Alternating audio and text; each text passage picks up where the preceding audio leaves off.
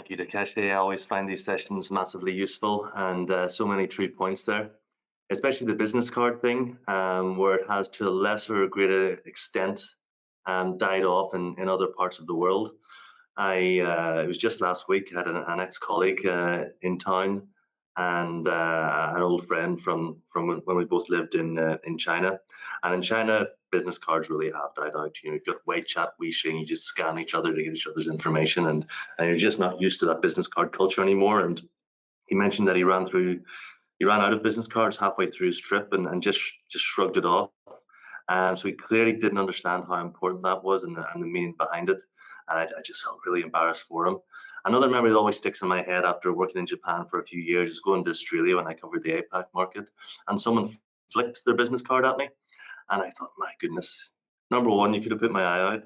Number two, you'd never survive in Japan, or anywhere in Asia for that matter, I reckon. Yeah, also massive piece of advice to say, don't never say you know Japan very well. No matter what your experience is, very dangerous to go down that road. Always be humble. But thank you very much, Takeshi. I know you're at a conference now. You got to shoot off. Steve and Marie Claire, thank you very much for your contribution. Do you want to join me? You can put your camera on, show us yourselves, and we'll get ready for the Q&A. There's Steve, Marie Claire. I believe we're going to be able to hear you, but not see you. Steve, apologies. I know you just sent me a message there during the webinar telling me you've actually arrived in Japan now. I got that wrong, so it's great that you're in Japan so quick. How was the process coming into Japan? Refreshingly good, actually. Yes, I have to say it was. There was quite a bit of online paperwork to do in advance of coming to Japan. Quite a thorough system of entering a lot of information, but it was good to have that before I came and get all that done, and that actually made the process at the airport when I arrived very, very smooth. So yeah, so far so good, and I'm so happy to be back here now. Really good. Great stuff. Marie Claire, I know is here, but maybe she's got problems with the tech. If you want to come upstairs and join me, we're all here in the embassy, so you're very welcome to. I want to introduce my team as well at the embassy. Can you join us? Don't be shy. There we go. It is put yourselves on mute, otherwise hissing and everything else. But yeah, we're in the office here. We had a tough start during COVID. We managed that well. As I said, we're very proud of what we did. And was a delay in actually building out the team. As you can imagine, when COVID just started, it was like, hold off a few weeks. You know, this will be over in just a few weeks. And then, okay, right, just the end of last year, we realized, well, we better start hiring because it's not going away. And here we are. So, looking at our either relatively, we've got our manager, Takeshi Hiro, who's joined us from a lifetime abroad and a world of experience as Senior Vice President of PLC. We're very happy to have him in the team.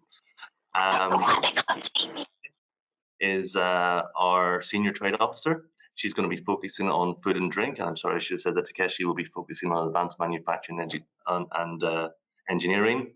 And Yuko is our Senior Investment Officer.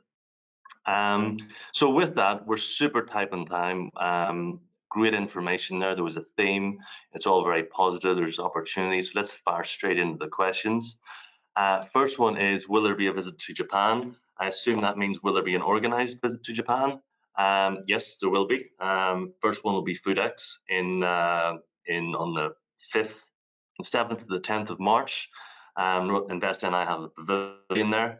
It hasn't been announced yet, but most likely that'll be followed by NExpo in April. And sometime around April and May, we plan to have a smart cities cluster mission as well. And all those things will be supported by InvestNI. DIT will run their own missions throughout the year, and we'll keep our clients fed with that information as and when they happen. As I said earlier, please keep checking Export Japan because Steve has his own things going on in sectors all the time. Which companies headquartered in Northern Ireland are exporting, operating in Japan? I can't tell you for privacy reasons, but there's lots of them, big names and SMEs in all kinds of sectors, advanced manufacturing. Within advanced manufacturing, we've got automotive, we've got materials handling, there's lots of food and drink companies, very large ones, big and small, a really wide range. You can find out yourself what's in the public domain. So do Google search Northern Ireland companies in Japan. You'll find out which ones are here. What are the steps for starting your business? I think that means what are the steps for starting to export to Japan? Speak to us, speak to Invest Northern Ireland, speak to Steve. DIT will help you out as well. Please feel free for us to be your first port of call.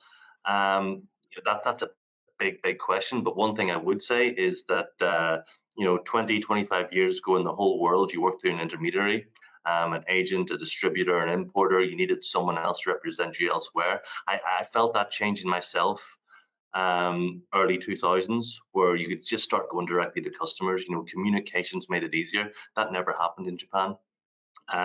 There's lots of cultural barriers, which means that Japanese people love an intermediary, and that might mean multiple intermediaries. And you might find that the end buyer is actually very Western or might speak English, and you wonder why you can't go direct to them. It's a cultural thing. They feel much more comfortable with an intermediary, and that's not going away, and that's something you're going to have to accept. That's a big question, and we're very happy to address that at another time. So I'll push on with time. What difficulties for Japanese firms to invest in Northern Ireland? Similar to how difficult it would be for a Northern Ireland company to invest in Japan. There's lots of, the further away you get, the more difficult it is. You've got time zones, you've got culture, you've got barriers. That's where Yuko comes in. She's our investment officer. And what Invest and I do when a Japanese company wants to look at setting up an operation in Northern Ireland to access the European business is we hold their hand. We'll help them register the company, we'll help them recruit staff, we'll help them find a location, we'll give them access to businesses in the same sector so they can get an idea of what goes on. If they need political access, we can facilitate that. If they need access to academia, we can facilitate that. We have financial incentives as well, where we support R&D, and we depending on the situation, we may have grants for job created. But if you're interested in that, please speak to Yuko. How big an issue is the language and accents? I'll let someone else answer that one. I'm happy to jump in and make a comment on that one to kick the discussion off. I think my thought on that one would actually be to take one step back from that specific question and say, I think one of the themes that's come out in this webinar very clearly is actually learning the culture is really the most important thing to start with before you think about the language. And I think from my experience with international business people coming into Japan, if you learn about the culture and you learn how to behave and you learn how to present yourself and you learn how to interact, and many of the tips we just heard on the wonderful presentation that we just had in this webinar, learning those things is the crucial thing to start with so that you can interact and build relationships in the right way. Then going on beyond that, of course, learning the language is a really important factor. It doesn't necessarily mean that us as foreign people or international people have to understand to speak Japanese from the first time we come to Japan to try to do business. You don't need to do that at all. But what I would never do, and what I would never recommend anyone else to do, is go to a meeting in Japan with some prospects or some contacts and not be able to speak any Japanese and just assume that it's okay and they'll be able to talk in English. So for me, in the early days when I first came out to Japan to do business, I had a Japanese contact with me, and there are of course translators available and people you can hire to help you with that. So I think go with somebody that has got the bilingual language skills and can help you with translation. And then gradually over time, if you're very serious about the Japanese market and you will be coming back yourself regularly or maybe locating over to Japan, then investing time and energy in learning some of the language really goes a long way as well. And it demonstrates how serious you are. and it really helps break the ice and show your commitment and make everybody feel comfortable as well. So that would be my thoughts. Learn the culture first. That's really, really important. And then the more you can do with a language, even better. But don't feel you have to go and take language lessons and learn to speak Japanese before you come to Japan and start doing business. But have somebody, a local person, to help you. Thanks, Steve. Marie-Claire's joined us here. Thank you, Marie-Claire. Good to have you with us. Tech issues downstairs. Yes. Thanks. I know we're late already, but let's fire on with a few more questions. How do salaries in Japan compare to the UK? I suppose that's quite a difficult one to answer. It's regional, like it is in the UK. Does someone want to have a shot at that? I could come in on that one and give you some thoughts. I've hired many people in Japan. I guess one first comment on that is it really depends on the exchange rate and where that's sitting at any time if you're doing a like-for-like comparison. And at the moment, the exchange rate's quite favorable in this sense. I found it pleasant just arriving in Japan, actually, that my money goes a little bit further to buy things in Japan with where the exchange rate is at the moment. But in the bigger picture, beyond the exchange rates, what I've tended to find, I think I've probably hired over 40 people in Japan so far, local Japanese people. Salaries are higher, in my opinion, and from my experience in Japan. It is a market where there are more job opportunities than high quality people. And so it's very much an employees market. And certainly for us international companies that are looking to do business in Japan, if you want bilingual staff, local Japanese staff that speak good English and potentially have had some experience of working internationally, and so they have a bit more of an international mind, those people tend to be a bit more of a premium too. You have to pay a bit more because they've got those extra skills that you may need. So salaries are higher. Because of the current situation with more jobs than people available looking for jobs, it tends to mean that most good people, if not all good people, are already in a job. There's very few good high quality candidates out there that are on the job market looking for a job. So that means we have the challenges as a foreign company of how do we not only find the candidates that we might want to hire, but then we may have to convince them to quit and leave their company and come and join our company. And if we're a smaller Western startup that's just starting up in Japan, there are risks around that for those candidates to come and do that. They may be having to give up a secure job to come and join us. So sometimes you have to pay a little bit of a premium to support them in being prepared to take that risk. So it's a little bit higher. A counterpoint I'll give you on that is staff loyalty and work ethic and commitment is huge. And I have people working in my team that I recruited 20 years ago when I came to Japan. Very, very little staff turnover. People don't move and chop and change jobs. So once you show the commitment and hire somebody and you invest in them, they tend to stay with you and be very loyal. So you get that. It's the same as that theme about the long-term investment.